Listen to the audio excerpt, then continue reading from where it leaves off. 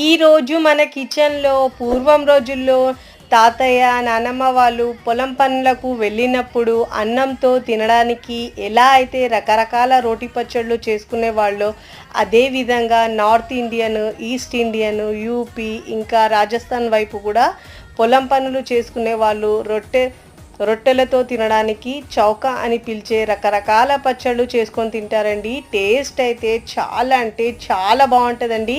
చాలా తక్కువ టైంలోనే చేసుకోవచ్చండి. రోలు కానీ మిక్సీ కానీ అవసరం లేకుండా రకరకాల కూరగాయలతో ఈ పచ్చడి చేసుకుంటారండి. అంత టేస్ట్గా ఉంటుందండి. చాలా బాగుంటుందండి. చపాతీలో జొన్న రొట్టెలో తీసుకున్నా కానీ సూపర్ టేస్టీగా ఉంటుందండి.